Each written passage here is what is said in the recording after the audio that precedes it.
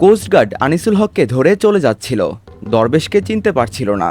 এরপর আনিসুল হক বলল, উনি সালমান এফ রহমান, ওনাকেও ধরেন। শেখ হাসিনা পদত্যাগের পর তার সরকারের অনেক মন্ত্রী এমপি গা ঢাকা দেন। এরই মধ্যে গ্রেফতার হয়েছেন সদ্য সাবেক প্রধানমন্ত্রী, বেসরকারি শিল্প ও বিনিয়োগ বিষয়ক উপদেষ্টা সালমান এফ রহমান ও সাবেক আইনমন্ত্রী আনিসুল হক।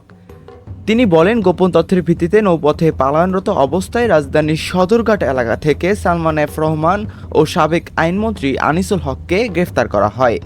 রাজধানীর নিউ মার্কেট থানার একটি মামলায় তাদের দুজনকে গ্রেফতার করা হয়েছে বলে জানা যায়। বৈষম্য বিরোধী ছাত্র আন্দোলনের মুখে গত 5 আগস্ট প্রধানমন্ত্রীর পদ থেকে শেখ হাসিনা পদত্যাগ করে দেশ ছাড়েছেন। এরপরই সরকারের অনেক মন্ত্রী গা ঢাকা দেন।